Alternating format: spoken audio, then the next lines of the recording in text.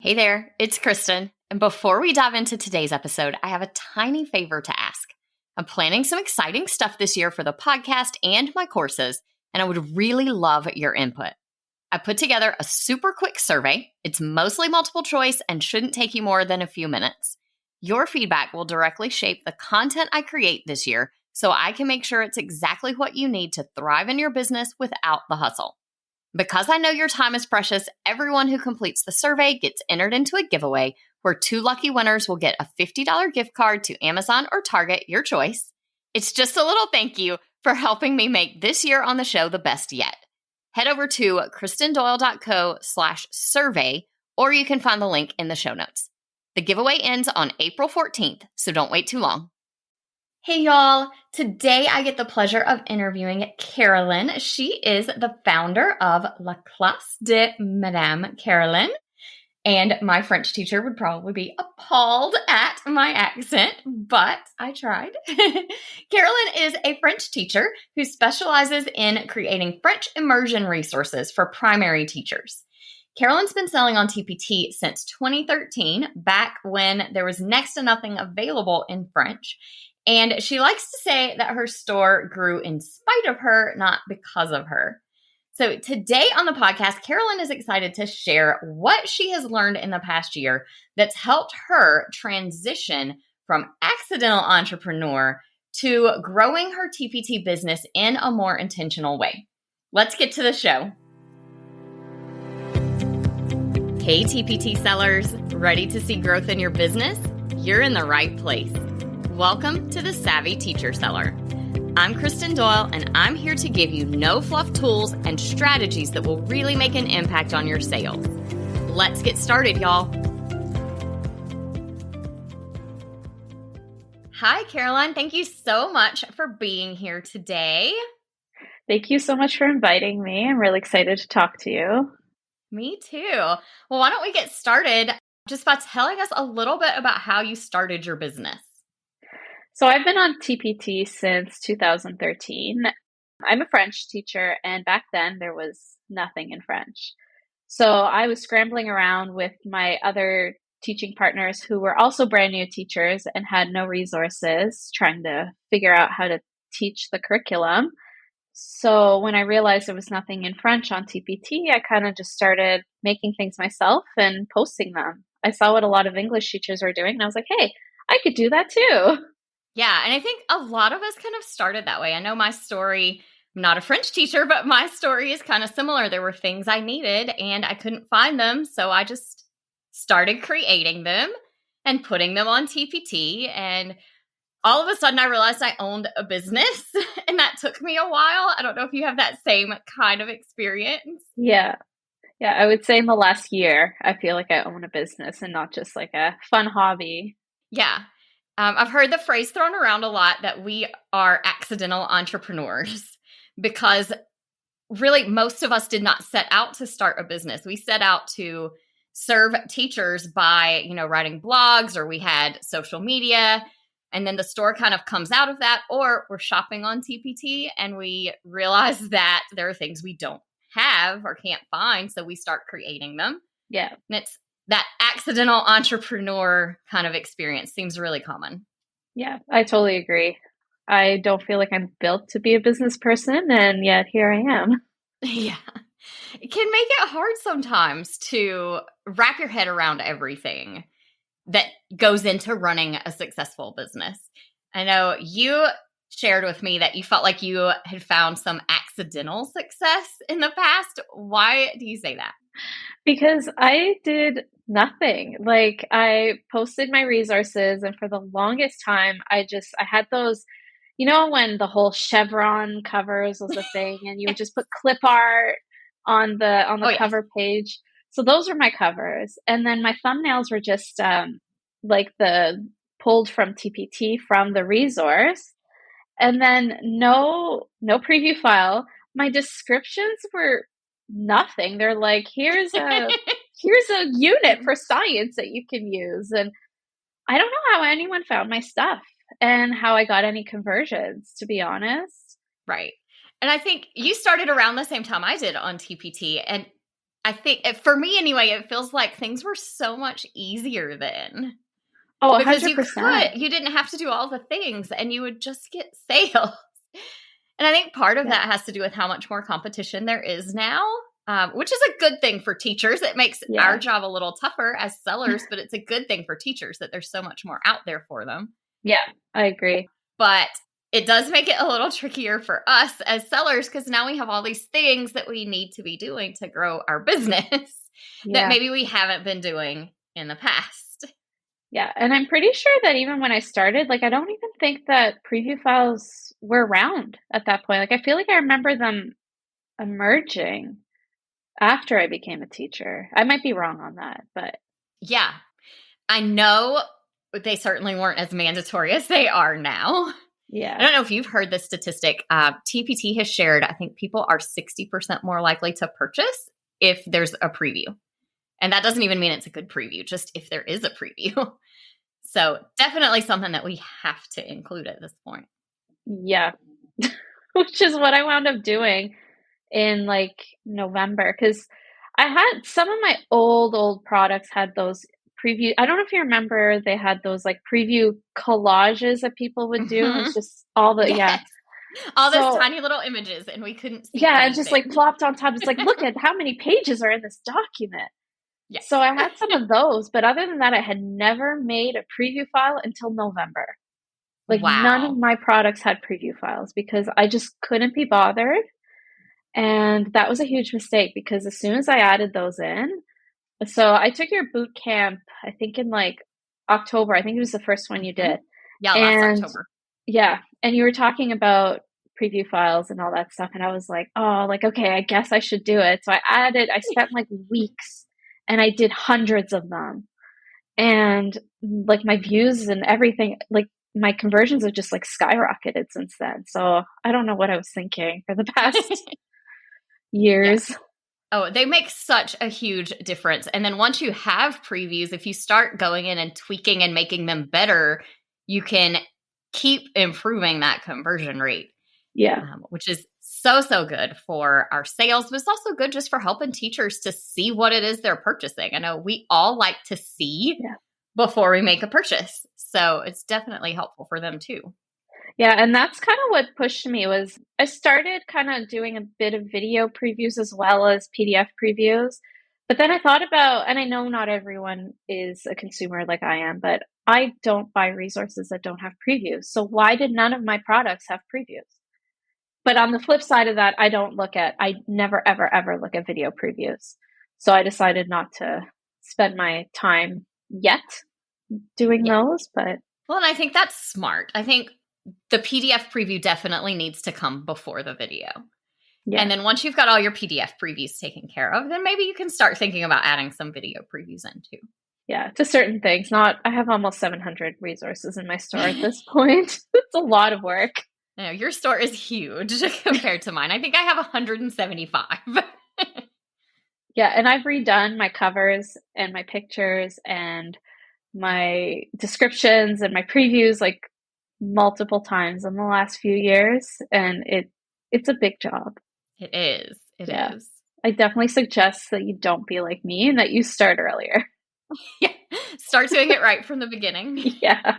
Don't we all wish we had had a TPT big brother or sister to tell us how to start everything so that we were doing it the right way, starting everything off on the right foot before you had 700 projects.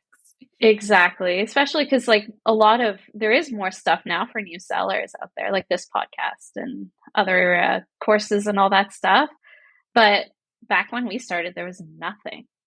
So it was all and I love how much there is available for us to learn from each other and collaborate now. It's a really nice change. I'm really enjoying it. Yeah, I agree. Yeah. So you said one thing that you were not doing before was previews. Yeah. Anything else that you have recently realized you should have been doing all along and weren't? Another thing that I learned from you last year was the first conference that I attended virtually because, again, I'm in Canada, so it's more expensive for me to attend. And I was never interested, to be honest. I was like, this is a side hobby. Like, do people actually go to this? Apparently they do. Oh, yeah. They do. So last year I learned that there was a term called SEO. I didn't even know that existed until I Yes. listened to your presentation. And so that's another thing that I've been really focusing on. I have kind of a dummy description. I have like a dummy description now that I use and tweak Yeah, like a for template. all.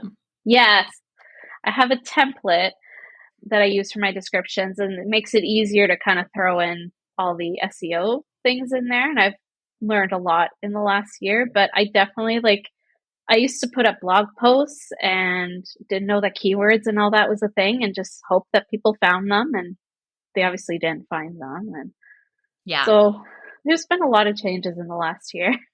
I know you have been learning so much and working so hard over the last year or so. And it's been really exciting to hear some of those changes that you have made. What kind of results are you seeing from sort of shifting in your focus to optimizing products and working on previews and doing SEO, all of those things? What kind of results have you gotten?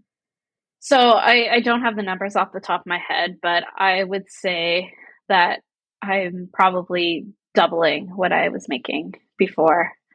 My store really skyrocketed in about, I think 2007 was kind of the upward trend. No, earlier than that, but 2018 was definitely my peak year. And then 2019, things went down a little bit. 2020 for me was actually a very bad year. Like I made a Mm-hmm. lot less than I had in some of the previous years. And So it many was, people struggled in 2020 with everything that was going on. yeah, things that, people weren't buying the same types of resources with Mm-hmm. COVID and maybe even weren't needing them. Like our schools, they didn't know what to do with us when we Yeah. closed in March. They just were like, you can send papers to your kids every week. You can do video calls if you'd like, but you don't have to. Mhm. So I was, Yeah. yeah, there was not much The going first on. year, ours were like that too. It was all over the place. No one Yeah, knew what to do. no, no, it was definitely like those kids did not learn anything in the last little while because No, there was that really last no month. school happening. Yeah. But yeah, so my sales tanked, but I don't know if it was only because of COVID. Like I think it was also just because there was just that expectation of more because I feel like people expect more on TPT now in terms of like Mm-hmm. the SEO to get your stuff seen because there's more of it, or the preview files, or the better pictures and the cover photos that aren't outdated. That it, Yeah. So that's an interesting thought. That shift, I know we've all experienced as sellers. I feel like I have to do so much more. But yeah, because sellers are doing more and we're presenting our resources, honestly, just in a more professional way now. yeah, But because so many of us are doing that, because we've made that shift as a whole group, that means if you aren't doing those things, then teachers are used to seeing that more. Like you said, they're yeah, used to seeing those professional looking covers and quality photos, good previews, all of those things. So if your resources aren't checking those boxes, especially those of us with really old resources still in our store, if yeah, some of these older ones aren't checking all those boxes, it really, I think, at least for me, has been very much worth it to go in and update, whether I'm updating the actual product or just updating the cover, the thumbnails, the previews, those kinds of things to make them look more current and professional so that they can compete. yeah. I totally agree. I had some products even that were some of the first products I'd made, and they were class decor stuff, and they were like so outdated. I was like, I don't know, like there's literally no point in me keeping this up because no one will buy it if it looks like this. I should either take it down or revamp it. Yeah. So I've revamped some of my older stuff. But then the caveat of that is I find that when I am looking at just kind of updating pictures or something like that, that I will find resources and be like, oh, but I need to do more with this. This needs more. So then I'm making a lot more work for myself than I planned to. It is. It can definitely be that way. One thing that I try to do for that is just tell myself, like, this is what I'm doing today, whatever that is, whether it's all I'm doing today is updating the cover and the thumbnails.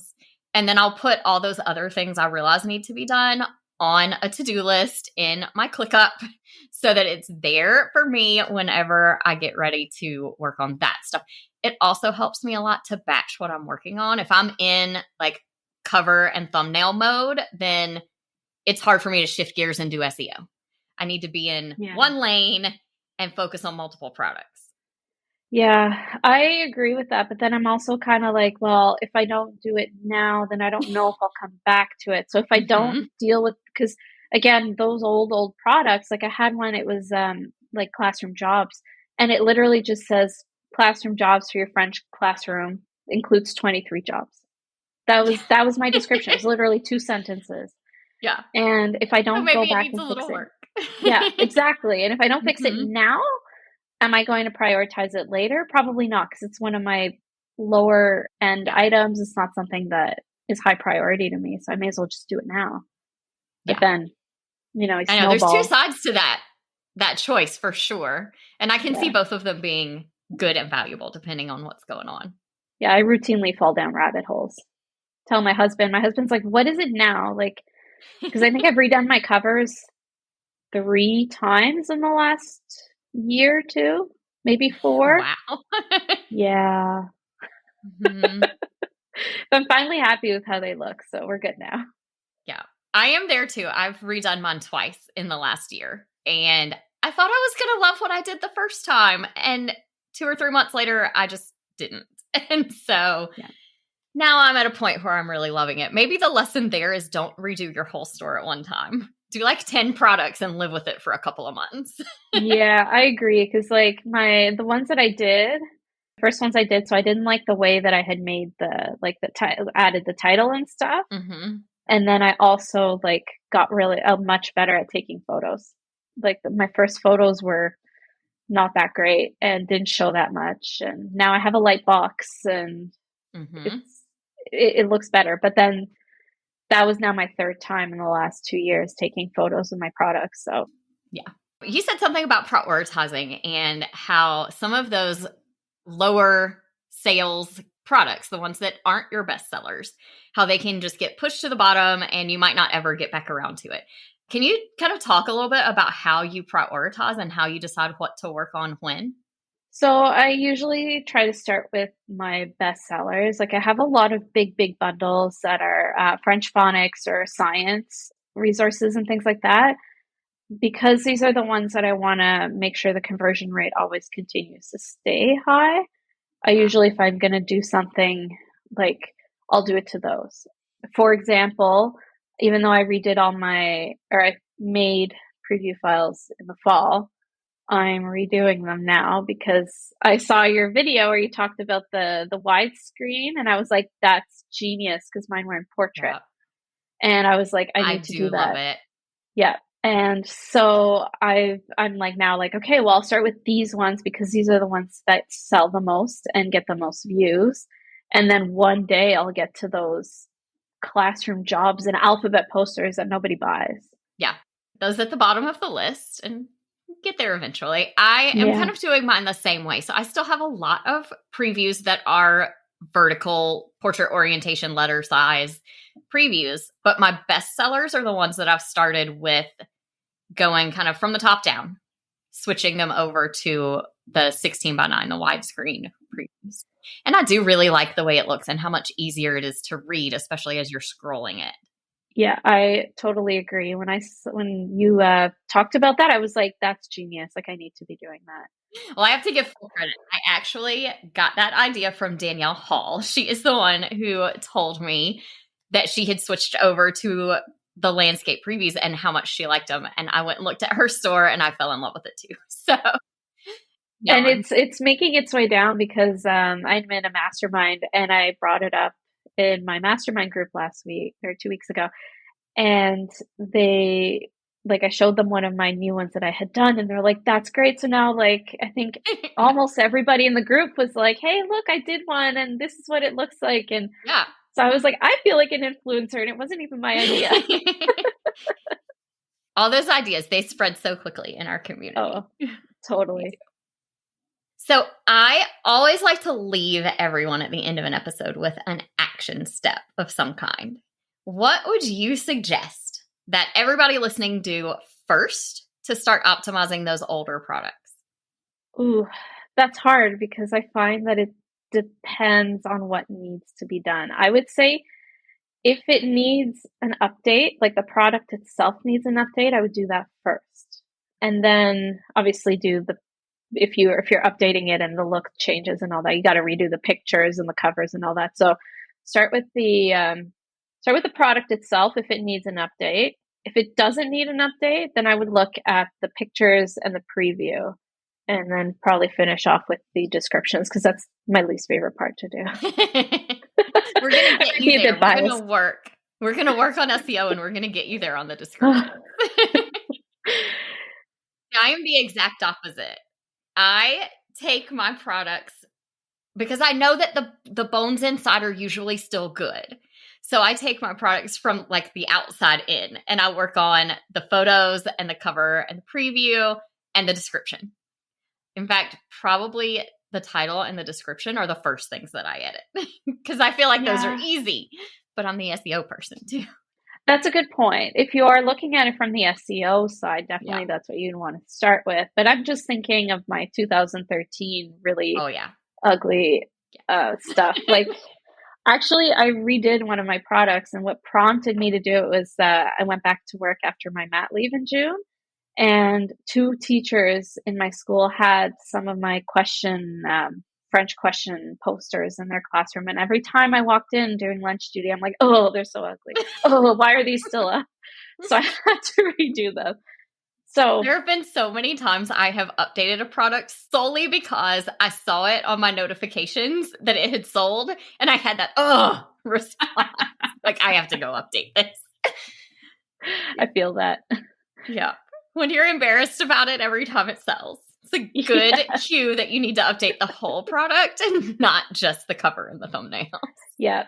And that's why I've kind of like, I'm moving away from doing the decor stuff, because as much as I had a lot of fun with it almost 10 years ago, it doesn't like it ages really quick. It's not the same as like curriculum, like not the same as curriculum resources. Yeah. Yes. Yes. And I enjoyed making classroom decor too, probably about 10 years ago, like you. Yeah.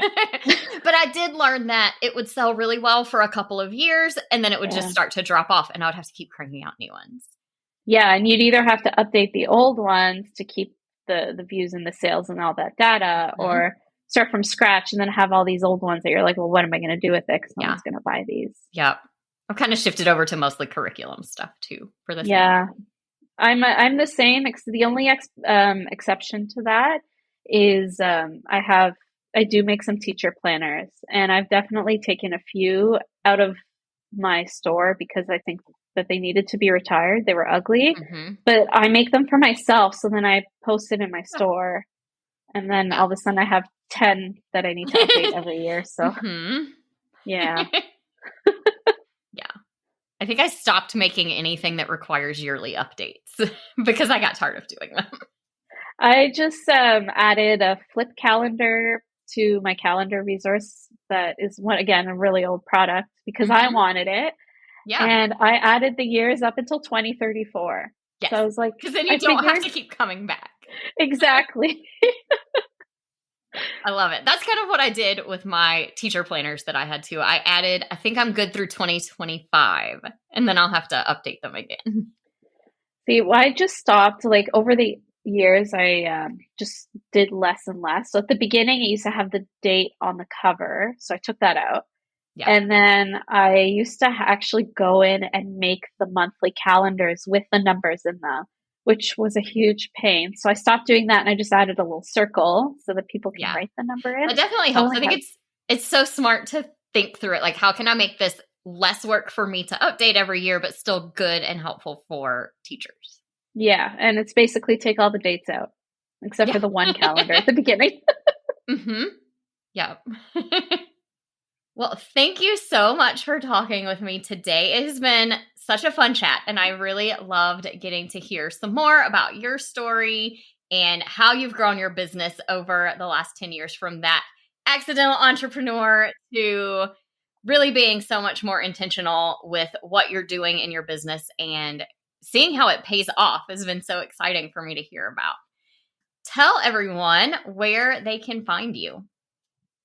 So you can find me on Instagram at MMECarolyn. I'm always happy to talk TPT stuff, so definitely reach out and I'd love to connect with you. And thank you, Kristen, for having me. This was a lot of fun. I'm so glad that I could join. Thank you so much for listening to today's episode. If you can relate to feeling like an accidental entrepreneur and you loved this episode, share a screenshot on Instagram and tag us at KristenDoyle.co and at MMECarolyn. That's MMECarolline. And if you want to learn more about the Profit Booster Bootcamp, where Carolyn learned to be more intentional about her TPT work, you can get all the details at profitboosterbootcamp.com or in today's show notes. Talk to you soon. I hope you enjoyed today's episode. If you did, please share it with another teacher seller who would also find it helpful. For more resources on growing your TPT business, head to kristendoyle.co/TPT. Talk to you soon.